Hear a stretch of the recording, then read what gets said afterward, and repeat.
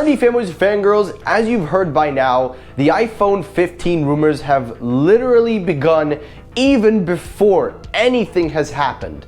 But since the time has passed, there have been a lot of reports, a lot of things coming out, so I thought now is better than never to talk about the reported iPhone with USB-C. Is it really going to happen? Is it really a possibility now?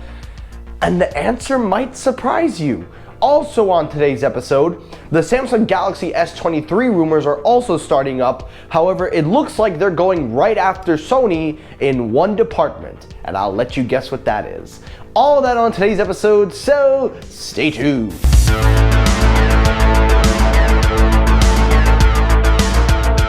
Now, real quickly before the video starts, I just want to say that today, if you guys don't know by now, if you don't follow me on Twitter, today is my birthday. I am officially 22 years old, and I feel like an old man right now. I'm just playing, I don't feel old at all.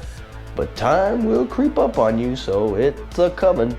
But anyway, guys, today is of course my birthday, so thank you all for the continued birthday wishes over on Twitter, and if there's any birthday wishes in this video, thank you very much. But anyway, guys, let's start this video off with the Apple reports.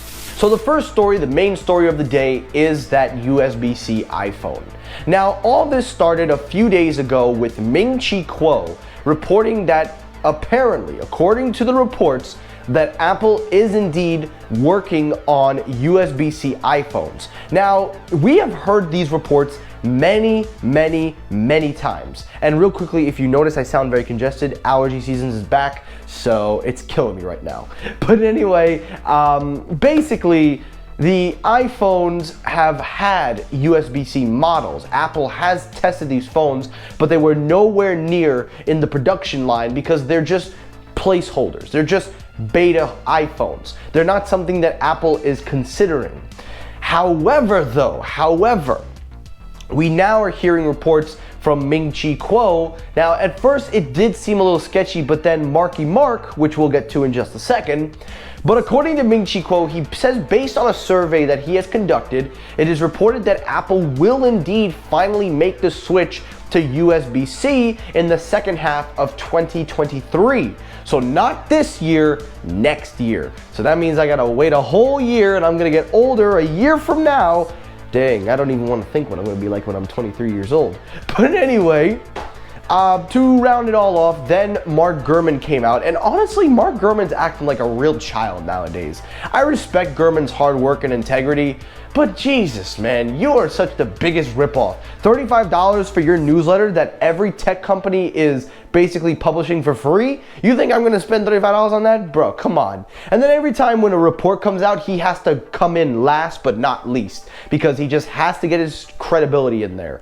Mark Gurman nowadays is starting to act like a child. But he also follows up with it by saying that yes, Apple is indeed working on USB-C iPhones. They are testing them. The biggest issue is, of course, the data transfer with iOS and also because of the EU. Now, he doesn't go on to say that, but he hints at it with the whole idea of them making adapters that you can replace the Lightning with USB-C, which would then kind of solve a problem that's arising in the EU.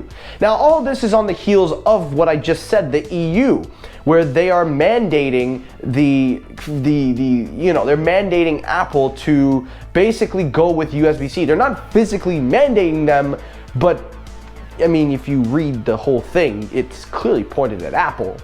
And to me, I do find that a little unfair because obviously we know they're going towards Apple. They're not going towards any other manufacturer. They're specifically targeting Apple. Now, whether it's the right thing or not, that remains open for discussion. But I will say that of all the reports that we have heard about a USB-C iPhone, now is the most realistic we have ever heard. I'm not saying it's gonna happen, but there is a more better chance of it happening than it has ever happened before. And to all the Apple fans that are saying it's not going to happen, you're most likely right because we already know that Apple is going to ditch the port before they go USB-C all the way. But at the same breath, if we base off the news we've heard and also what Gurman has said, and then we're hearing reports that AirPod Pros and AirPods are getting USB-C, you know, it goes in a circle, but at the end of the day, the reports sound more realistic than they've ever sounded up until this point. So I still don't believe it's gonna happen. Me personally, I don't see Apple doing it. I see them dropping the Lightning port and going USB-C. If they're gonna make a workaround to somehow please the EU, then fine, go ahead. But with that said, I do think it is now more possible than ever. And I think John Prosser has said this as well.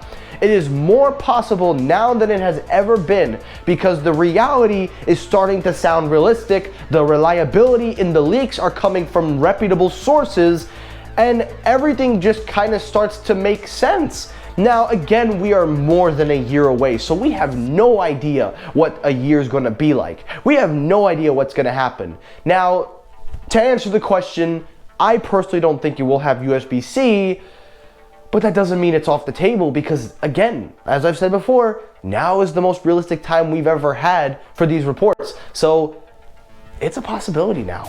And last story to final story, let's talk the Samsung Galaxy S23 Ultra. Now, as you know, Samsung always likes to gear up the summertime for their mid-release, and this year they're doing the foldables, which I've already talked about, which surprisingly got a ton of views.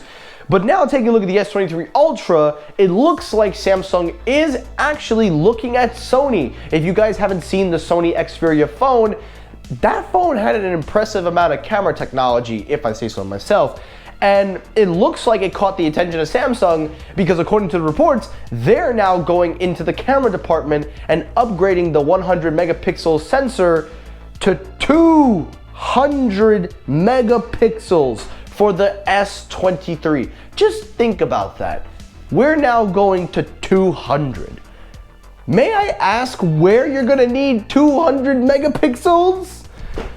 I don't know. I'm sure there are some real people out there that can find the realistic use. Definitely not me, because the only thing I would use that 100 megapixel, 200 megapixels is taking a selfie at the gym.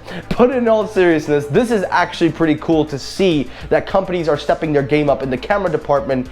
And just high off the heels of the Sony event, I'm starting to wonder, does Sony actually pose a threat in the camera department now that we've seen what the Xperia can do? And does Samsung feel threatened? The answer is no, they don't feel threatened at all. But they definitely want to up the experience because they have the most market share and they can grab the most consumers. So at the end of the day, Samsung can do what Samsung wants. That's literally it. And that's it for today's episode of Technoid. Now guys, I really hope you enjoyed this episode. If you did, hit the like button. If you disliked the video, you can hit the dislike button. That helps circulate my views as well. As always, everyone, thank you so much for watching. I will see you all in the next episode. Again, I'm going to celebrate my birthday with a nice Jack Daniel Tennessee, maybe some proper 12. Anyway guys, thank you so much for watching. Have a great day, have a great night whenever you're watching. Take care and peace.